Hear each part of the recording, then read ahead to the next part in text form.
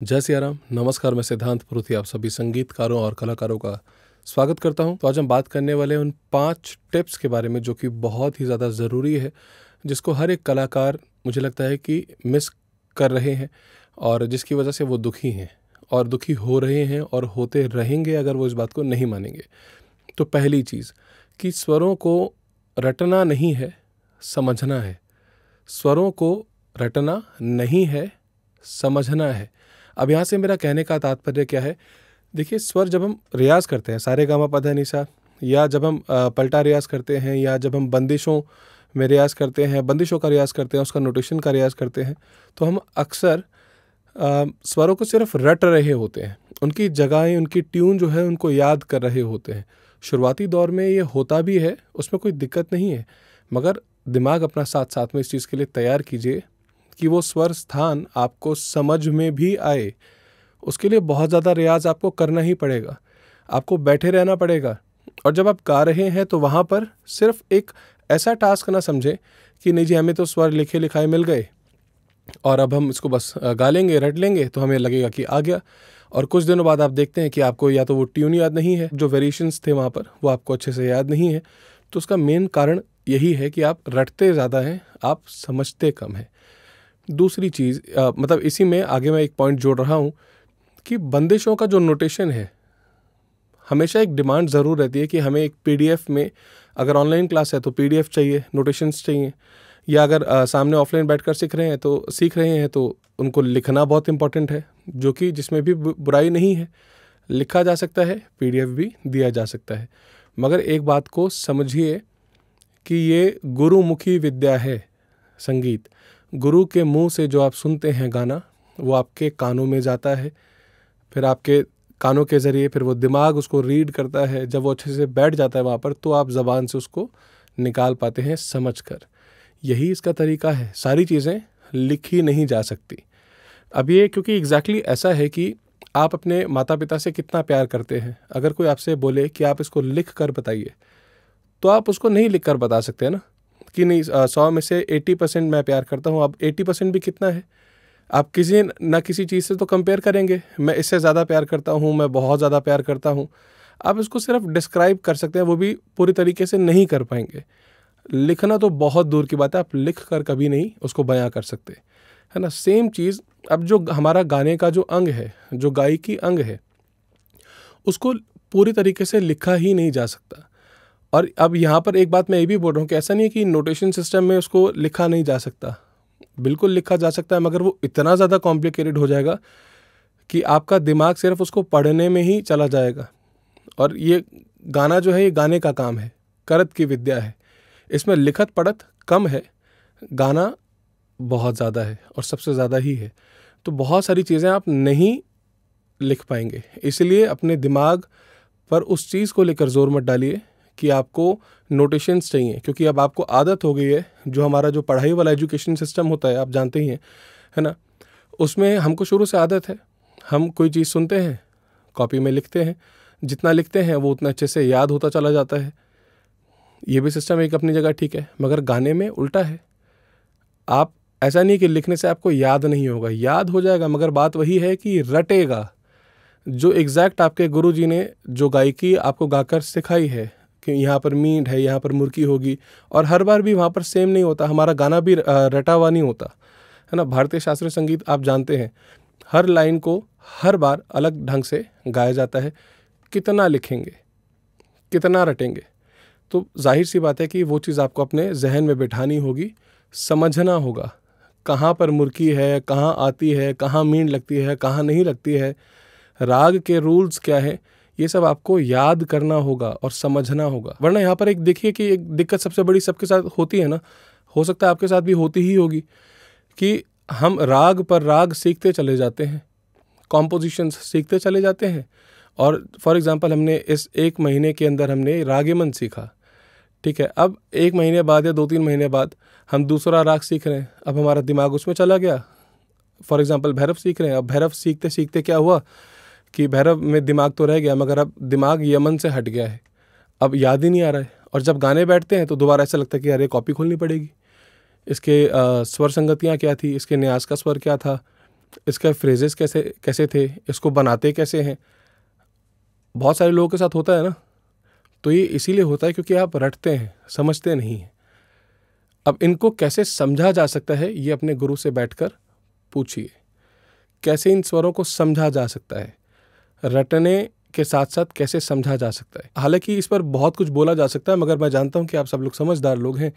आप इतनी ही बातों से समझ जाएंगे कि इसके और क्या क्या चीज़ें हो सकती हैं, क्या साइड इफ़ेक्ट्स हो सकते हैं जिनसे हमें बचना चाहिए। दूसरा पॉइंट, सोचना ज़्यादा, करना कम। यहाँ पर मैं बात कर रहा हूँ रियाज़ को लेकर। आप सोचते रहते हैं और कभी कभी बड़े फिजूल की चीज़ें होती हैं। हो सकता है कि कई लोगों के लिए वो सवाल बड़े जायज़ हों, उनका दिमाग उतना ही चल रहा हो, मगर आप इस चीज़ को समझने की कोशिश करिए। फॉर एग्ज़ाम्पल कि अब ऐसा हम लोग वीडियोस डालते हैं, बहुत सारे लोग ट्यूटोरियल्स डालते हैं, तो मॉर्निंग रियाज़ हम करके लिखते हैं, सुबह का रियाज़। अब आपके जहन में क्या आता है कि जी आप तो नाइट शिफ्ट करते हैं। बहुत सारे लोग ऐसे हैं ना जो नाइट शिफ्ट करते हैं, सुबह सुबह घर पर आते हैं, अब वो बोलते हैं कि अब सुबह का रियाज़ तो इसका मतलब सुबह ही करें। ऐसा एग्जैक्टली नहीं है। सुबह का रियाज़ का कहने का तात्पर्य ये है कि जब आप सो कर उठते हैं उस वक्त आपकी आवाज़ में नेचुरली एक बेस होता है, एक खरज में गाने लायक आवाज़ पहले से तैयार होती है, तो उसी वक्त आपको सुबह वाला रियाज़ कर लेना चाहिए।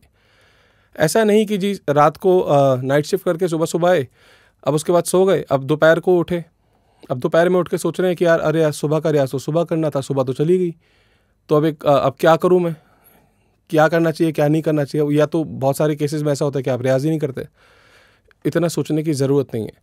और एक मेरी बात को समझिए, सुबह का रियाज़ इस तरह के और बहुत सारे अल्फाज हैं, बहुत सारे वर्ड्स ऐसे हैं जिनके आप डायरेक्टली शब्दों पर मत जाइए, भाव भी देखिए। ज़्यादा जब आप शब्दों को लेकर फंस जाते हैं ना और भाव को देखते ही नहीं हैं, तो आपके साथ फिर ऐसा ही होगा। अब बड़े बड़े संत महात्मा जैसे संत कबीरदास जी हुए, अब उनके जो दोहे होते हैं वो 2 लाइन के होते हैं, मगर उन 2 लाइन के दोहों के अंदर पूरी ज़िंदगी की सीख वो डाल चुके होते हैं। हर बात को वो डायरेक्टली नहीं बोल रहे होते, क्योंकि ये समझदारों का काम है, समझदारों का काम है। सिर्फ शब्द पकड़ोगे, भाव नहीं पकड़ोगे, ना समझी वाली बात है। शब्द के साथ साथ उसका भाव भी समझेंगे तो समझदारी वाली बात है। तो इसलिए सिर्फ सोचा ही मत करो, करना भी बहुत ज़रूरी है। दूसरा, अगर दिमाग नहीं भी चल रहा है, समझ नहीं आ रहा है, मेरा ऐसा सोचना है कि सबसे पहले रियाज़ करने बैठ ही जाना चाहिए। चुप करके रियाज़ करने बैठ जाओ पहले। जो भी सोचना है, अब क्या सोचना चाहिए क्या नहीं सोचना चाहिए वो भी रियाज़ करते करते ही सोच लो। वो अपने आप विचार आएगा दिमाग में कि क्या सोचना चाहिए, अच्छा अब और क्या करना है। कम से कम एक बेसिक्स तो आपको मालूम है कि तानपुरा चलाएंगे, शुरुआत कर रहे हैं तो तानपुरे के साथ साथ हारमोनियम का भी सहारा ले लेंगे, तो वहाँ पर आप सा लगाना तो शुरू करिए। कम से कम सा लगाइए, रे लगाइए, ग लगाइए, बेसिक्स पर रियाज़ कीजिए, कुछ बेसिक पलटा गाना शुरू कर दीजिए। जब वहाँ से आप खुद देखेंगे कि ये चमत्कार जैसा ही होता है, और आप इसको साइंस बोलें या चमत्कार बोलें, बात एक ही है, बात समझने के लिए है बस। सिर्फ आप जब रियाज़ करेंगे आपका दिमाग खुद ब खुद शांत होना शुरू हो जाएगा। आप ये मत सोचिए कि अभी दिमाग अशांत है तो रियाज़ कैसे करूं। अरे अशांत है या शांत है, जो काम ज़रूरी है वो ज़रूरी है। भूख लगती है तो खाना खा लेते हैं ना, चाहे लेट खाते हैं, है ना, मगर खाते हैं क्योंकि ज़रूरत पड़ जाती है। तो सेम चीज़ है, मन शांत हो या अशांत हो, चुप करके रियाज़ करने बैठ जाओ।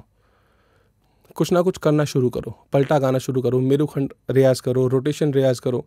उसके बाद धीरे धीरे करते करते दिमाग में खुद ब खुद विचार आने शुरू होंगे कि चलो आज ये रियाज़ करते हैं, या हमने तो मतलब गुरुजी ने कहा था कि ये रियाज़ करना है, तो फिर वो रियाज़ आप करना शुरू कर देंगे। तो आप देखेंगे कि ये जो टाइम थ्योरी का ये जो गुंजल सा है ना दिमाग में, जो सब उलझा हुआ है, वो सब अपने आप हट जाएगा। इसका सिर्फ एक ही इलाज है, शांति से और चुप करके, ज़बरदस्ती या मोहब्बत के साथ कैसे भी रियाज़ पर बैठ जाओ अगर कुछ करना चाहते हो तो। तीसरा टिप बहुत ही इंपॉर्टेंट है, दिन में एक ही बार रियाज़ करना। अब देखिए, इस बात को भी आप बहुत ध्यान से सुनिए और समझिए।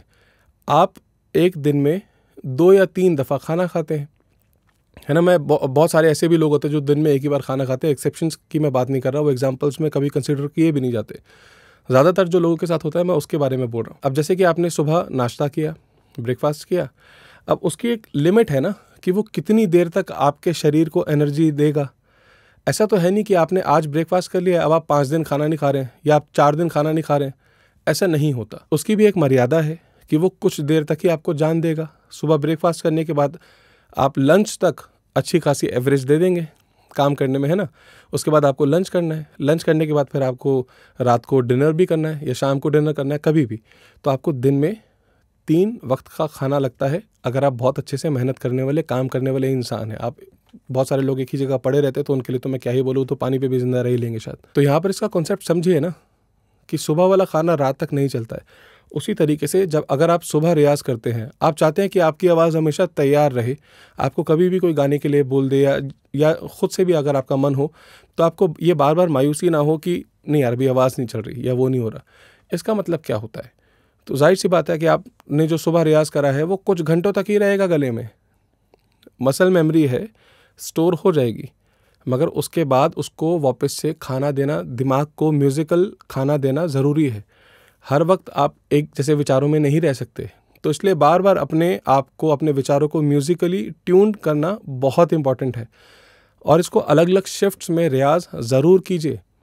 फॉर एग्ज़ाम्पल जब भी आप सोकर उठते हैं, जैसे भी आपका शेड्यूल है, आप जब सोकर उठते हैं, अभी एग्ज़ाम्पल मैं सुबह का ले रहा हूँ, आप सुबह सुबह सोकर उठे, आपने रियाज़ कर लिया।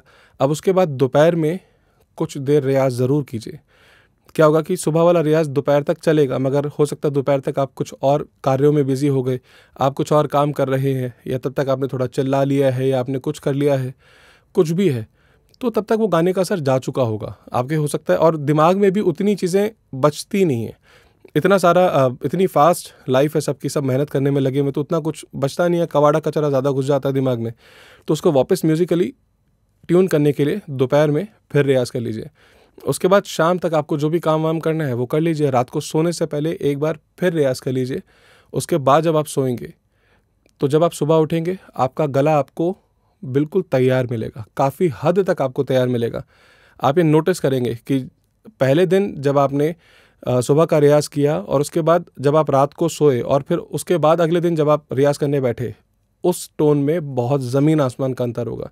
आपको उतनी देर वार्म अप करने में वक्त नहीं लगाना पड़ेगा। आपकी आवाज़ ऑलमोस्ट आपको बहुत हद तक 50-60% आपको पहले से ही तैयार मिलेगी कि आप अच्छे से गा सकते हैं। तो इसलिए जिस तरह 3 वक्त का खाना ज़रूरी है, 3 वक्त का रूटीन ज़रूरी है, उसी तरह से कम 3 वक्त का अलग अलग शिफ्ट में रियाज़ भी ज़रूर कीजिए। चौथा पॉइंट, ये भी एक बहुत बड़ी मुसीबत है कि जब हम अपने गुरुजी के पास जाते हैं या किसी से भी सीखते हैं तो वहाँ पर हम अपनी डिमांड पहले रख देते हैं कि हमें ये सीखना है। अगर आपको ये मालूम होता कि आपको ये सीखना है तो आपको सीखने की, मेरे को लगता है कि शायद ज़रूरत ही नहीं होती, क्योंकि ये एक तैयार गवैये को ही मालूम होता है और एक सर्टेन लेवल के बाद ही मालूम होता है कि अच्छा अब हमें ये गाना चाहिए। उससे पहले अपने गुरु की बात सुनिए, उन्हीं की बात को समझिए पहले। वो आपसे कई ज़्यादा गुना एक्सपीरियंस्ड हैं, वो आपको सही सजेस्ट करेंगे और उनको जो आपकी आवाज़ के हिसाब से सही मालूम होता होगा वो आपको रियाज़ बताएंगे या बोलेंगे करने के लिए। अब फॉर एग्ज़ाम्पल जब आप स्कूल में जाते हैं तो बेसिक स्टडीज़ हैं, 10th तक आप करते हैं, उसके बाद 11th में आपको चांस मिलता है कि अब आप कोई दूसरी साइड चूज़ कर सकते हैं कि आपको साइंस साइड जाना है या आपको कॉमर्स लेनी है या आपको आर्ट्स में जाना है ना। बट उसके लिए एक बेसिक स्टडीज़ तो है ना 10 साल की, उसके बाद वो आपको मौका मिलता है। हालांकि उस 11th में जब आप जाते हैं, अब आप उन साइट्स के बारे में सोचकर पहले से उसकी तैयारी करना शुरू करते हैं, बट फिर भी 10 साल की बेसिक एजुकेशन तो है, उसके बाद ही आप डिसाइड कर सकते हैं, आपको मौका ही तब मिलता है। सेम चीज़ गाने बजाने में, पहले तरीके से सलीके से ग्रामर सीख तो लीजिए, है ना। अब चाहे बॉलीवुड गाना हो, चाहे गज़ल गानी हो, चाहे भजन गाने हो, चाहे ठुमरी, ये टप्पा, चैती, ये सब सेमी क्लासिकल सब कुछ गाना हो, मगर उससे पहले क्लासिकल की बेसिक तालीम तो ले लीजिए, बहुत ज़्यादा ज़रूरी है। आपको जिस फील्ड में गाना है आप गाइए, बाद में कोई टेंशन नहीं है, मगर शुरुआत में अपने गुरुजी और अपना दिमाग ख़राब मत कीजिए। इस बात को समझिए, स्टार्टिंग में बहुत ज़रूरी है कि आप एक बेसिक एजुकेशन पर पहले फोकस करें, उसके बाद आपका दिमाग खुलेगा, आपको समझ में आएगा कि आपकी आवाज़ किस लायक है, उसके बाद आप अगले चीज़ों पर मेहनत कीजिएगा। अपने गुरु की सुने शुरुआत में और हमेशा ही सुने, अपनी दूसरे नंबर पर। 5वीं चीज़ जो सभी की मुसीबत है, 100% लोगों की मुसीबत है, समय, टाइम मिलता नहीं है, निकालना पड़ता है। इस दुनिया में जितने भी बड़े बड़े दिग्गज उस्ताद लोग हुए उनके पास भी 24 घंटे ही थे, हमारे पास भी 24 घंटे हैं। आने वाली जो हमारी पीढ़ियां होंगी, आने वाली जनरेशन्स होंगी, उनके पास भी 24 घंटे ही होंगे। तो सबके पास बराबर समय था। उन लोगों ने कर लिया, आप लोग नहीं कर पा रहे हैं, या बहुत लोग कर पा रहे हैं, आप लोग नहीं कर पा रहे हैं। तो इस चीज़ को समझिए, सब कुछ मैनेज करने की कोशिश कीजिए। मैं जानता हूँ हज़ारों जिम्मेदारियाँ होती हैं, हज़ारों चीज़ें होती हैं ज़िंदगी में, मगर उम्र जो है आपकी और जो समय है वो रुकता नहीं है। तमाम चीज़ें रोज़मर्रा में कुछ ना कुछ लगा ही रहेगा ज़िंदगी में। और ये भी एक बात को याद रखिए कि उम्र भी निकलती जा रही है। एक उम्र में, और जैसे जैसे उम्र बढ़ती है, गाने का स्टेमिना, ओवरऑल बॉडी का स्टेमिना कम होता चला जाता है। दिमाग भी धीरे धीरे थोड़ा कमज़ोर होना शुरू हो जाता है। आप सब लोग जानते हैं, तो साइंटिफिक ही है ना, और तो सब जानते ही हैं। तो इसलिए समय को बचाइए, टाइम को बचाइए और बहुत अच्छे से इसका सदुपयोग कीजिए। बहुत ज़्यादा इम्पॉर्टेंट है। जितना ज़्यादा आपका ख्वाब जो है वो जितना बड़ा है गाने को लेकर, उतना ही ज़्यादा आपको समय निकालना ही पड़ेगा। इसका दूसरा कोई चांस या दूसरा कोई चारा नहीं है। इसलिए वक्त निकालिए और रियाज़ पर बैठिए। तो उम्मीद करता हूँ कि आपको ये सारी की सारी चीज़ें बहुत अच्छे से समझ में आई होंगी, पसंद भी आई होंगी। और अगर आपको लगता है कि और भी कोई मेजर पॉइंट्स हैं जो मैंने कहने में उनको मिस कर दिया, तो आप मुझे नीचे कमेंट कर बताइए। और आप किस तरह की वीडियोस चाहते हैं और क्या क्या चीज़ें आपके जहन में हैं, क्या सवाल हैं, वो आप नीचे कमेंट कर बताइए। तो मैं आपके सवालों को ज़रूर पढ़ूंगा और आने वाले वक्त में जो भी आपकी फरमाइशें होंगी मैं उन पर वीडियोस भी ज़रूर बनाऊंगा। सो आई होप ये वीडियो भी आपके लिए काफ़ी हेल्पफुल रही होगी। सो इस वीडियो को भी आप ज़रूर लाइक करें, शेयर करें, कमेंट करें और हाँ, सब्सक्राइब करना बिल्कुल भी मत भूलिएगा इस चैनल को। All the very best to all of you. Thank you so much. नमस्कार। जय सिया राम।